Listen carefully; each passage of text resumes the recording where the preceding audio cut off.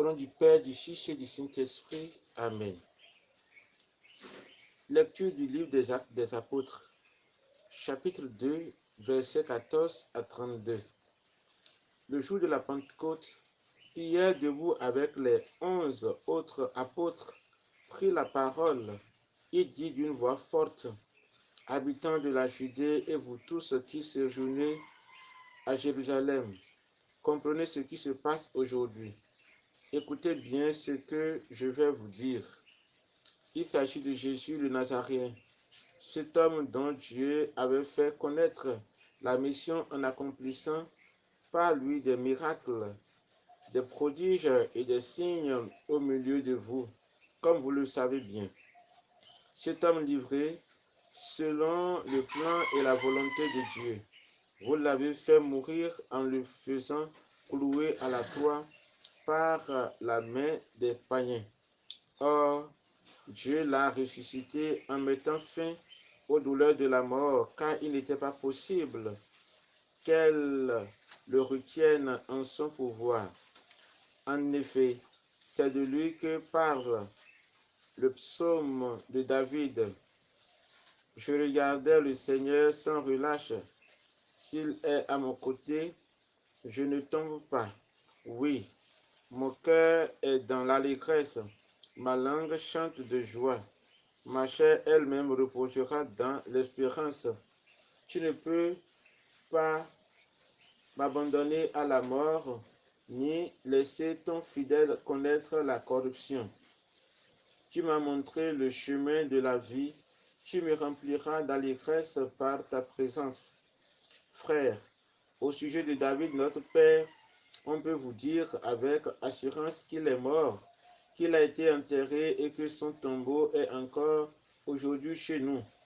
Mais il était prophète et il savait que Dieu lui avait juré de faire asseoir sur son trône un de ses descendants. Il a vu d'avance la résurrection du Christ dont il a parlé ainsi.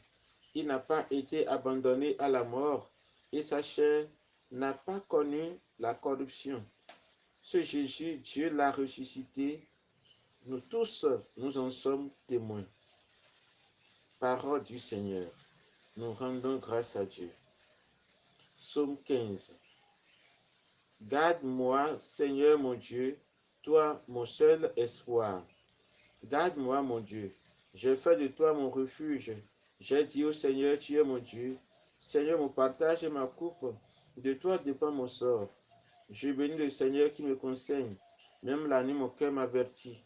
Je garde le Seigneur devant moi sans relâche. Il est à ma droite, je suis inébranlable.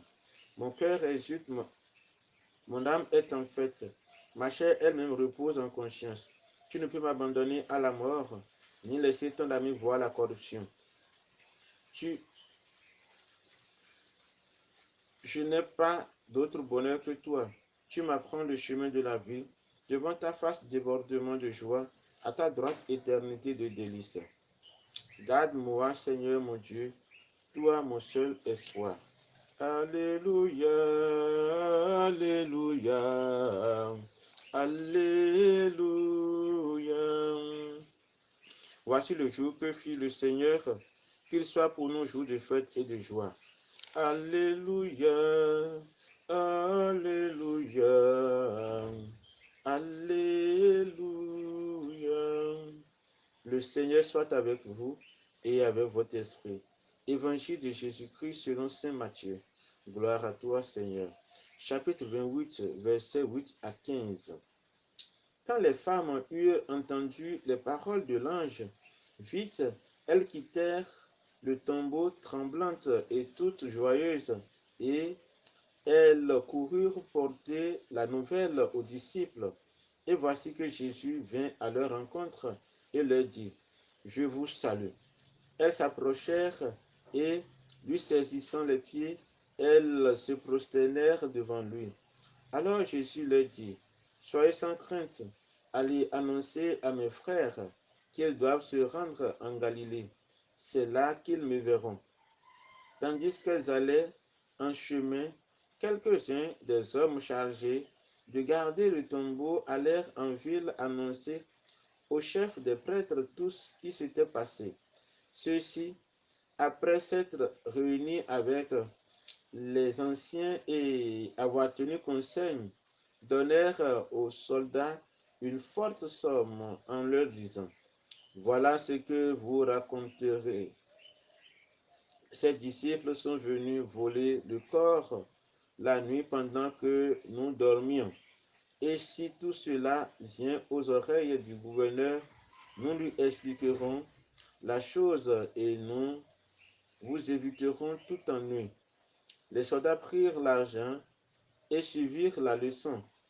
Et cette explication s'est propagée chez les Juifs jusqu'à ce jour. Acclamons la parole de Dieu. Louange à toi, Seigneur Jésus.